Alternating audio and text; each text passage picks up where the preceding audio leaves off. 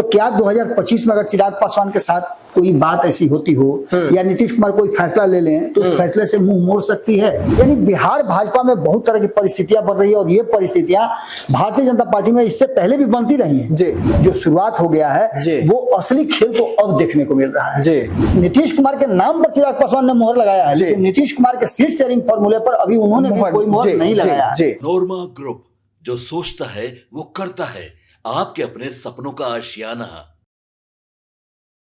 नमस्कार, मैं विकास सिंह राजपूत और आप देख रहे हैं कहानी में ट्विस्ट। भाजपा को गियर चेंज करता देख एक हो गए हैं नीतीश, चिराग और मांझी। एनडीए में शुरू हो चुकी है असली खेला। जी हाँ, एनडीए में अब बीजेपी अंदर ही अंदर अलग से रणनीति बना रही थी और इस रणनीति का भनक लग गया बिहार के मुखिया नीतीश कुमार, चिराग पासवान और मांझी को। और यही कारण है कि अब तीनों एक होकर बिहार में असली खेला करने जा रहे हैं। बीजेपी अब देख रही है, एक तरफ बीजेपी का खेला तो दूसरी तरफ तीन दलों का खेला जो है शुरू हो गया है। और इसी पर कहानी में ट्विस्ट पर हमारे साथ बाबा है, तो सीधा हम बाबा से जुड़ते हैं। बाबा, बीजेपी गियर चेंज कर रही है और ये गियर चुनाव से पहले चेंज कर रही है। बिहार में ये चुनावी साल है। चुनावी साल में आपने देखा होगा कि हम कुछ दिन पहले ही बता रहे थे कि चुनाव आयोग जो है बहुत सक्रिय हो गया है जी। और चुनाव आयोग की सक्रियता इस बात की तरफ इशारा कर रही है कि चुनाव जो है अपने नियत समय से पहले भी हो सकते हैं जी। इसलिए कि जो हमारे पास आंकड़े हैं उन आंकड़ों के हिसाब से जो बिहार का कार्यकाल है वो नवंबर में समाप्त हो रहा है जी। और 22 नवंबर को इस विधानसभा का अंतिम दिन होगा जी। उस दिन विधानसभा ऑटोमेटिकली भंग हो जाएगा, तो उससे पहले चुनाव करा करके और सरकार का गठन करा लेना है। चुनाव करा करके चुनाव आयोग को भेज देना है जिससे कि सरकार गठन की प्रक्रिया शुरू हो जाए जी। अब इन सारी परिस्थितियों को लेकर के आप देखे होंगे कि 2020 की स्थिति अगर आप देखिए, 2015 की स्थिति देखिए, तो दोनों ही स्थिति में नीतीश कुमार की भूमिका अलग अलग रही है जी। इस बार उनकी भूमिका बिल्कुल अलग होने वाली है जी, क्योंकि 2015 में नीतीश कुमार महागठबंधन के साथ लड़े थे, 2020 में वो इंडिया गठबंधन के साथ लड़े थे, लेकिन तब भी परिस्थितियां अलग थी। 2015 में भी परिस्थितियां अलग थी। जब नीतीश कुमार लड़े थे तो 3 दल हुआ करते थे जी। 3 जो कहा जाए तो एक राष्ट्रीय दल कांग्रेस और बिहार के 2 स्थापित दल, नीतीश कुमार की जनता दल यूनाइटेड, लालू प्रसाद की राष्ट्रीय जनता दल, ये साथ मिलकर के चुनाव लड़े थे। और इसी के आधार पर आपको पता भी होगा कि भारतीय जनता पार्टी का इतना बड़ा औरा होने के बाद नरेंद्र मोदी तुरंत 1 साल भी नहीं हुआ था कि चुनाव जीत कर आए थे और उनको बुरी तरह से बिहार में परास्त होना पड़ा था जी। अब जो 2020 की स्थिति थी उसमें आपको पता होगा कि चिराग पासवान को बाहर होना पड़ा था। 4 दलों का समूह बना था जिसमें वास्तविकता अगर देखें तो 2 ही लोगों के बीच में गठबंधन था इंडिया जी, नीतीश कुमार और भाजपा के बीच। लेकिन बाद में महागठबंधन से उठ करके जो 2 दल आए थे, एक उपेंद्र माफ कीजिएगा वीआईपी और दूसरा हिंदुस्तानी अवाम पार्टी। हिंदुस्तानी अवाम पार्टी को नीतीश कुमार ने अपने खेमे में रखा और वीआईपी जो है वो भाजपा के साथ रही जी। दोनों अलाइन विद इन रहे थे जी और अपने अपने हिसाब से सीटें दी थी। लेकिन इस बार 2025 की जब चुनाव की तैयारी की बात कीजिएगा तो सबसे बड़ी बात यह है कि एक तरफ भारतीय जनता पार्टी जब 2020 के चुनाव में इतना प्रभाव में थी, केंद्र में उसकी सरकार एक छत्र राज कर रही थी जी, अपने दम पर वो सरकार में कायम थी, तब वो फैसला नहीं ले पाई कि चिराग पासवान को अपने अंडर में रख लें जी। तो क्या 2025 में अगर चिराग पासवान के साथ कोई बात ऐसी होती हो या नीतीश कुमार कोई फैसला ले लें तो उस फैसले से मुंह मोड़ सकती है? नहीं मोड़ सकती है, क्योंकि वो बैसाखी पर चल रही है केंद्र की सरकार जी। लेकिन इन सब के बावजूद भारतीय जनता पार्टी ने अपना एंगल जो है, गियर जो है चेंज किया है। और गियर चेंज करने के बाद बिहार के नेताओं को ऐसा लगता है, केंद्रीय नेतृत्व की मैं बात नहीं कर रहा हूं, मैं बिहार की बात कर रहा हूं कि बिहार के नेताओं को लगता है, जिसमें 1 दर्जन के आसपास जो मुख्यमंत्री के कैंडिडेट अपने आप को मानते हैं या जो नई कमेटी का गठन हुआ है उसके बाद से कई लोगों में रोष भी है, कई लोग गुस्से में भी हैं। पार्टी में भगदड़ का खबर आप ही ने चलाया है कि लगातार जो परिस्थितियां बन रही हैं इंटरनली जो है, आप देखिएगा तो एक दूसरे की नुक्ताचीनी हो रही है, गुटबाजी की बात कही जा रही है। यानी बिहार भाजपा में बहुत तरह की परिस्थितियां बन रही है और ये परिस्थितियां भारतीय जनता पार्टी में इससे पहले भी बनती रही हैं जी। लेकिन उसका व्यापक असर नहीं हो पाया, क्योंकि तब सुशील मोदी हुआ करते थे। मैं 2 दिन पहले भी आपके साथ चर्चा कर रहा था, मैंने कहा था कि सुशील मोदी का इतना बड़ा ऑरा था कि वो उसको ऊपर सतह पे नहीं आने देते थे, नीचे भीतर भीतर वो उसका हल निकल जाता था, या उस गुट को ही पूरी तरह से वो निरस्त कर देते थे, साइड लाइन कर देते थे, जिससे कि आपको स्क्रू टाइट हो गया आपका। फिर उसके बाद आप ऑटोमेटिकली जो है धीरे धीरे करके मंडवाली करके रास्ते पर आ जाते थे जी। लेकिन अब वो ऐसी स्थिति नहीं है। आप देखिए, नित्यानंद राय अलग गुट जी, सम्राट चौधरी का अलग गुट है, विजय सिन्हा का अलग गुट है, दिलीप जायसवाल का अलग गुट है, और ये सारे गुट को मिला करके अगर देखा जाए तो इस बार का जो कमिटी बना है, बिहार कमिटी, उस कमिटी में बहुत सारे चेहरे एकदम बिल्कुल फ्रेश नए चेहरे हैं जी। तर्क ये दिया जा रहा है कि जिन लोगों को इस कमेटी से बाहर रखा गया उन लोगों को चुनाव लड़ाया जाएगा। तो क्या राजेंद्र सिंह को चुनाव नहीं लड़ाएंगे आप?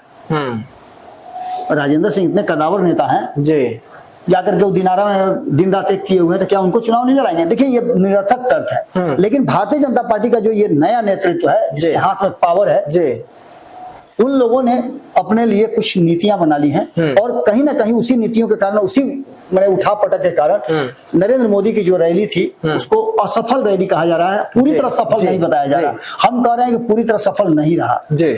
उसके साथ साथ आप उठा के देख लीजिए तो उनका रोड शो था, उस रोड शो में भी वो बात नजर नहीं आई जो प्रधानमंत्री के रोड शो में जो भीड़ होती है, जिस तरह का हुजूम रहता है, वो ऐसा नहीं दिखा। उससे ज्यादा तो चिराग पासवान और उपेंद्र कुशवाहा और इधर प्रशांत किशोर में भीड़ हो जाती है। उससे ज्यादा तो चिराग पासवान बिना बताए अगर निकल जाते हैं तो भीड़ हो जाता है बाबा। तो ये परिस्थितियां हैं, और इन परिस्थितियों में भारतीय जनता पार्टी ने जब गियर चेंज किया है तो आपने देखा होगा कि जैसे प्रधानमंत्री गए हैं वैसे ही 3-4 फैसले धड़ाधड़ नीतीश कुमार ने लिए हैं। पहला फैसला उन्होंने लिया कि उन्होंने मछुआरा आयोग बनाया जी, उसके लिए कमेटी गठित कर दी। दूसरा आपने देखा होगा कि इसके अलावा सवर्ण आयोग को गठन कर दिया। सवर्ण आयोग के गठन के साथ ही ये कहा जा रहा था कि ये चुनावी स्टंट पूरी तरह से नीतीश कुमार का है, और इसमें जो उनको सहमति मिली हुई है वो भाजपा से ज्यादा अगर सहमति, हालांकि अध्यक्ष के रूप में भाजपा के ही तरफ नेता को शामिल किया गया है, लेकिन इस पर पूरी जो छाप है वो नीतीश कुमार की है, क्योंकि नीतीश कुमार का ये विशेषाधिकार है जी। और नीतीश कुमार के विशेषाधिकार में कोई भी हस्तक्षेप नहीं करता है। सामंजस्य बिठाने के लिए भले ही सामने रख दिया हो, या नीतीश कुमार ऐसा भी करते हैं कि किसी को आगे बैठा करके, किसी पद पर बैठा करके और उसकी गलतियों को लेकर के उसे फिर से परमानेंटली उसको आउट स्टॉप कर देते हैं जी। ये नीतीश कुमार की रणनीति रही है। इसके बाद अनुसूचित जाति, उसमें भी आपने देखा कि 2 लोगों के साथ बहुत अच्छा रिश्ता रहा जी। चिराग पासवान के साथ जो बिगड़े हुए रिश्ते थे, उस रिश्ते को नीतीश कुमार ने डायरेक्ट सुधारा जी। उसके बाद जीतन राम मांझी, जिनके साथ उनका रिश्ता बिगड़ रहा था, आपने देखा होगा कई तरह की बातें सामने आई थी जी। उसको सुधारने की कोशिश की गई और उनको भी इस आयोग में जगह मिला। इसके अलावा आपने देखा होगा कि अल्पसंख्यक आयोग का गठन किया गया, ये भी एक बड़ी नाराजगी थी, जिस वोट बैंक को अपने तरफ करने के लिए उन्होंने गुलाम रसूल बलियावी के हाथ देखे होइएगा, धरना प्रदर्शन क्या क्या नहीं हो रहा है, ये सारी चीजें आपको देखने और समझने को मिली होंगी।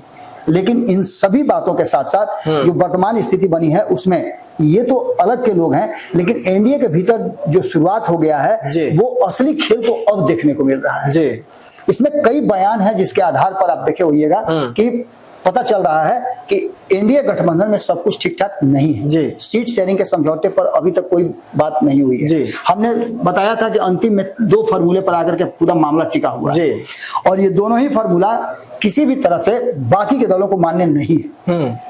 पहला फार्मूला जो नीतीश कुमार वाला है 122 और 121 जो 2020 में भी उन्होंने दिया था, और इसके साथ साथ मुख्यमंत्री का चेहरा नीतीश कुमार को घोषित करना, ये नीतीश कुमार की शर्त है, जिस पर अभी तक कोई भी फैसला मुहर नहीं लगा, एक चिराग पासवान को छोड़कर बिल्कुल किसी ने भी। नीतीश कुमार के नाम पर चिराग पासवान ने मोहर लगाया है, लेकिन नीतीश कुमार के सीट शेयरिंग फॉर्मूले पर अभी उन्होंने भी कोई मोहर नहीं लगाया है। सबसे बड़ी बात है कि 122 सीट में नीतीश कुमार का शर्त, उसमें एक और शर्त लगा हुआ है, सब क्लॉज जो लगा हुआ है, सब क्लॉज ये है कि 122 सीट आप मुझे दीजिए, मैं 2 लोगों को समझ लेता हूँ। चिराग पासवान नहीं, चिराग पासवान को तो वो समझने के लिए तैयार नहीं है जी। नीतीश कुमार इतने कमजोर खिलाड़ी थोड़े हैं जी। नीतीश कुमार का कहना यह है कि मैं उपेंद्र कुशवाहा को समझ लूंगा और जीतन राम मांझी को समझ लूंगा, आप चिराग पासवान को समझ लीजिए। और शर्त ये भी है कि चिराग पासवान को इसके बाद एनडीए से बाहर नहीं होना चाहिए। ये बहुत बड़ा क्लॉज है जो कहीं ना कहीं भारतीय जनता पार्टी का को पूरी तरह से एक्सपोज कर देता है, और यही कारण है कि भारतीय जनता पार्टी ने अपना गियर चेंज किया है जी। 122 सीट में कितनी सीट अगर चिराग पासवान को देगी? चिराग पासवान 40 सीट मांग रहे हैं जी।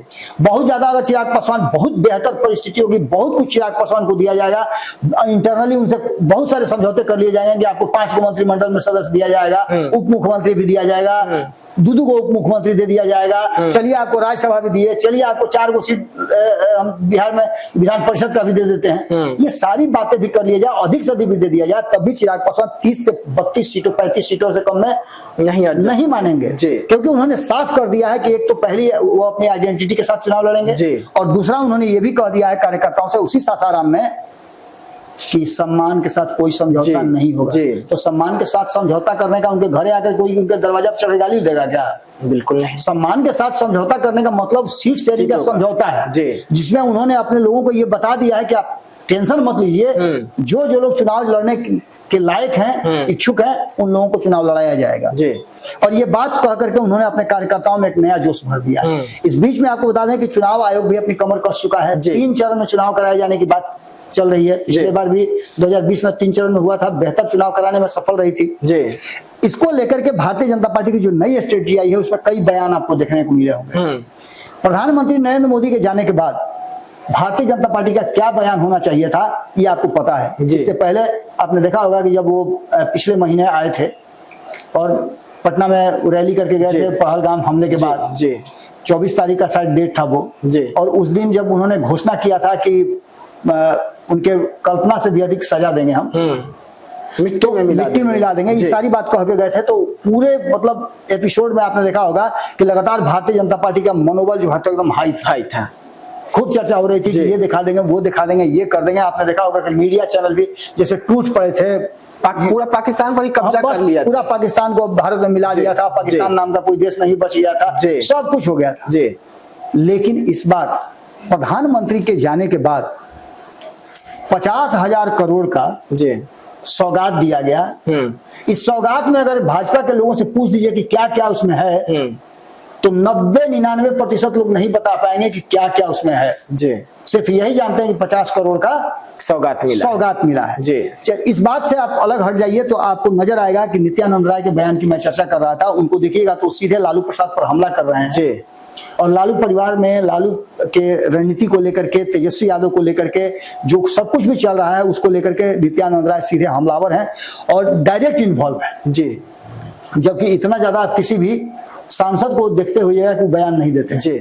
बहुत सारे सांसद इतना ज्यादा बयान नहीं देते हैं, नित्यानंद राय कुछ अधिक ही एग्रेसिव बयान देते हैं। इसका मतलब कि नित्यानंद राय के मन में भी अभी बात है कि वो भी बिहार के मुख्यमंत्री की कुर्सी पर बैठ सकते हैं। रेस में जी एक नए कंटेंडर या पुराने कंटेंडर का लिए एक मजबूत कंटेंडर हैं जी। सम्राट चौधरी की बात करिए तो वो तो स्वाभाविक रूप से मुख्यमंत्री का कैंडिडेट अपने आप को मानते हैं जी। लेकिन प्रधानमंत्री नरेंद्र मोदी जब आए पटना जी और विजय सिन्हा के आवास पे चले गए जी, बिना प्रोटोकॉल, बिना किसी भी बिना के, तो सीधे तौर पे एक बात तो समझ में आ गई कि विजय सिन्हा भी कम नहीं है। यानी विजय सिन्हा से लेकर के सम्राट चौधरी तक रस्सा कसी मची हुई है। बाबा तो वो हो गया ना, विजय सिन्हा ने ये साबित किया ना कि देखने में छोट लगे घाव करे गंभीर। बिल्कुल।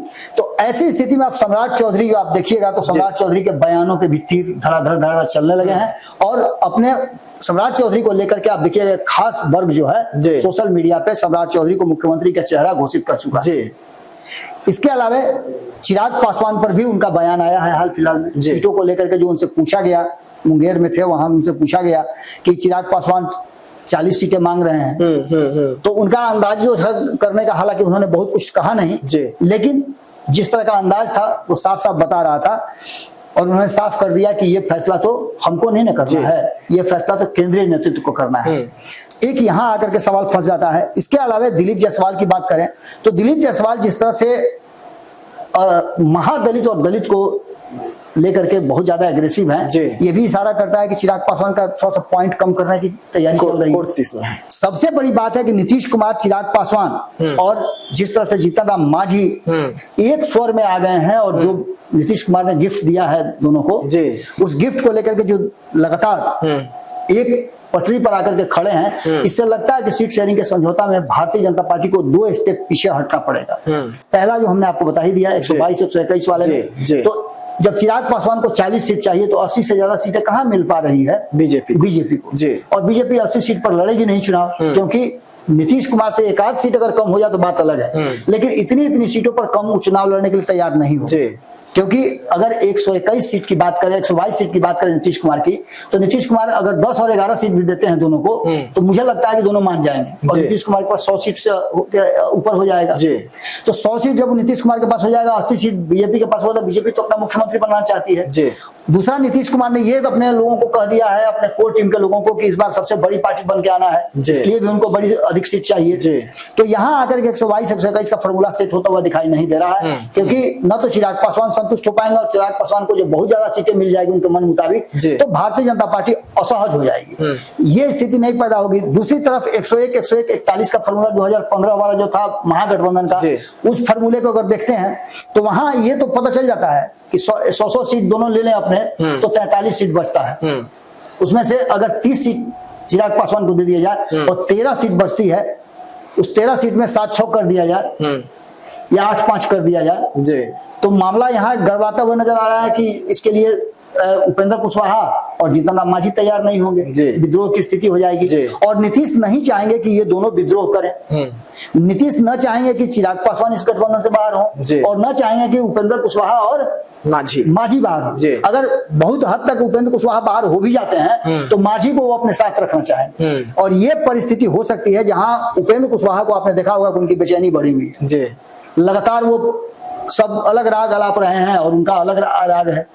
वो उससे पहले की अब विधानसभा छोड़ी, अब लोकसभा की तैयारी शुरू कर चुका है, वो परिसीमन की बात करने लगे हैं। बिहार की 40 सीटें जो लोकसभा की उसको 60 बढ़ाने की बात कर रहे हैं, परिसीमन पर लोगों का तवज्जो देने के लिए बात कर रहे हैं, एक सभी दलों को एक साथ आने की बात कर रहे हैं। देखिए ये तो स्वाभाविक प्रक्रिया है, 2026 में होना है। उसको लेकर के क्या कुछ निकलता है वो केंद्र सरकार का मर्जी है, और ये बैठ करके फोरम में भी कर सकते थे, लेकिन उन्होंने इसके माध्यम से प्रेशर बनाने की कोशिश की है, जो कि पूरी तरह से सफल भी होता हुआ दिखाई नहीं दे रहा है। आज भी जब हम चर्चा कर रहे हैं तो उनकी मुजफ्फरपुर मीटिंग चल रही है, और 8 तारीख को एक बड़ी बैठक करने वाले हैं, वो एक बड़ी सभा करने वाले हैं, और एक ही नहीं 2-2 लोग बड़ी सभा कर रहे हैं। एक तरफ चिराग पासवान आरा में सभा कर रहे हैं, तो दूसरी तरफ उपेंद्र कुशवाहा जो हैं वो भी एक बड़ी सभा करने जा रहे हैं। इसका सीधा मतलब है कि उपेंद्र कुशवाहा को इस बात का एहसास हो गया है, क्योंकि प्रधानमंत्री नरेंद्र मोदी के कार्यक्रम से पहले विक्रमगंज में ही उन्होंने अपनी शक्ति प्रदर्शन किया था, और वही परिसीमन सुधार वाली जो उनकी रैली थी, उस रैली को किया था, और उसके माध्यम से उतना उन्होंने शक्ति दिखाया था। अब जो वर्तमान स्थिति बनी है उसमें साफ साफ नजर आ रहा है कि 3 गुट साफ नजर आ रहा है। एक भारतीय जनता पार्टी, एक जो अलग गुट है जो अकेले है और वो चाहती है कि अधिक से अधिक सीटों पर चुनाव लड़े।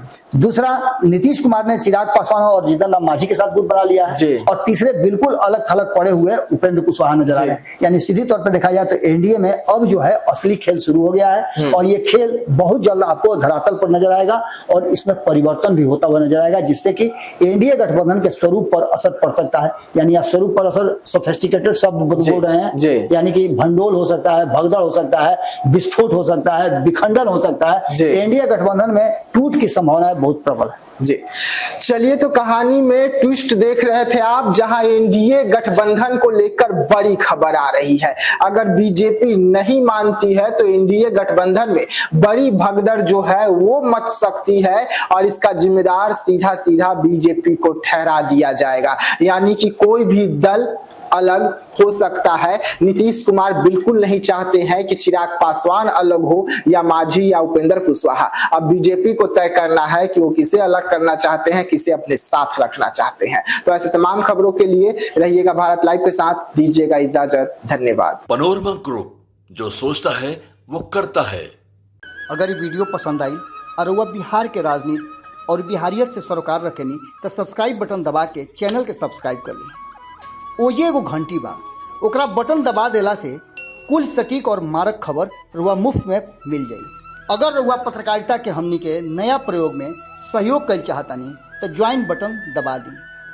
पेटीएम नंबर नोट कर ली 9386816700। धन्यवाद।